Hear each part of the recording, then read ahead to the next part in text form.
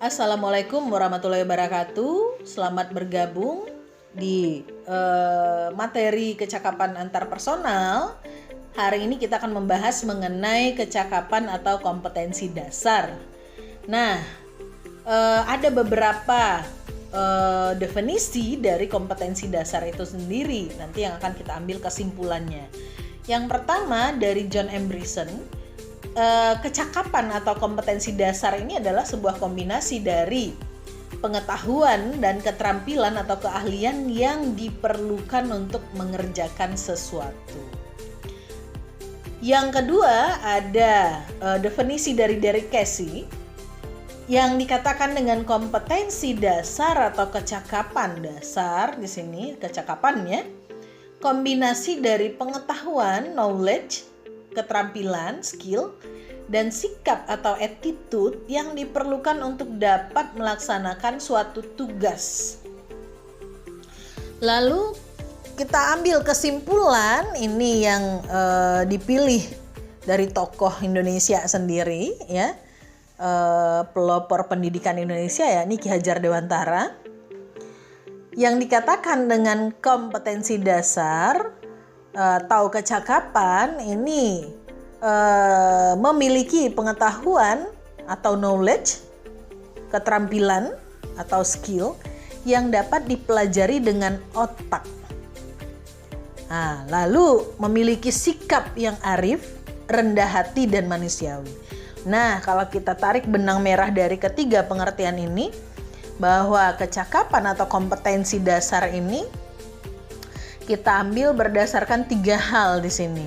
Ada yang utama sekali pengetahuan, yakni knowledge, lalu ada skill atau keterampilan, lalu ada attitude atau sikap. Berikutnya kita akan bahas mengenai bentuk-bentuk kecakapan atau kompetensi dasar itu sendiri. Ada tiga di sini yang akan dibahas. Yang pertama kecakapan dasar, lalu yang kedua ada kecakapan instrumental, kemudian yang ketiga ada kecakapan soft skill. Nah, kita akan bahas satu persatu. Kita lihat kecakapan yang pertama, yakni kecakapan dasar. Ini terbagi atas 8. Yang pertama kecakapan belajar mandiri. Yang kedua kecakapan membaca, menulis dan berhitung.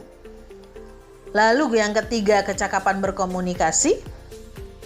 Yang keempat kecakapan dalam proses berpikir, yakni berpikir ilmiah, kritis, nalar, rasional, lalu lateral, sistem, kreatif, eksploratif, lalu berpikir reasoning, pengambilan keputusan dan pemecahan masalah. Nah, kecakapan dalam pengambilan keputusan ataupun pemecahan masalah ini masuk ke dalam kecakapan dasar yang keempat. Nah, yang kelima ada kecakapan kalbu atau personal. Lalu ada kecakapan mengelola raga. Yang ketujuh ada kecakapan merumuskan kepentingan dan upaya-upaya untuk mencapainya. Yang terakhir ada kecakapan dasar, yang kedelapan kecakapan berkeluarga dan sosial. Nah, berikutnya yang kedua kita bahas mengenai kecakapan instrumental. Terbagi atas 9 yang saya ambil di sini. Yang pertama kecakapan memanfaatkan teknologi, kecakapan mengelola sumber daya, yang ketiga kecakapan bekerja sama dengan orang lain, lalu ada kecakapan memanfaatkan informasi, kecakapan berwirausaha, kecakapan kejujuran. Jadi jujur itu adalah sebentuk atau sebuah kecakapan dasar. Kecakapan instrumental, mohon maaf.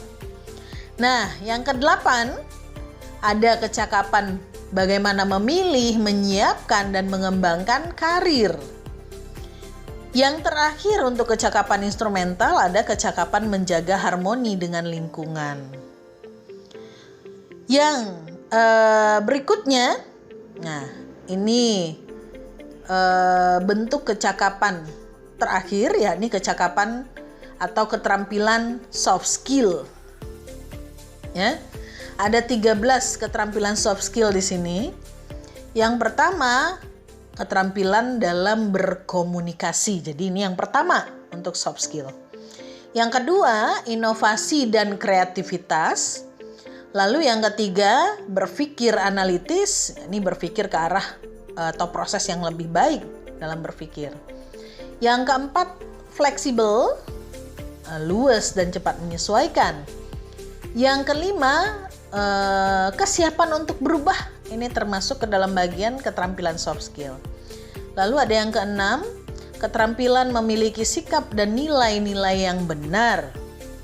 Nah, berikutnya yang ketujuh ada keterampilan interpersonal, yang kedelapan keterampilan negosiasi, yang kesembilan keterampilan persuasif, lalu ada yang ke-10 bagaimana memanage waktu adalah sebuah keterampilan soft skill.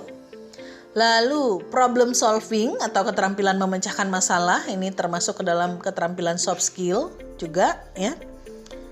Nah, yang berikutnya ada keterampilan beradaptasi, lalu ada keterampilan memimpin dan membangun tim.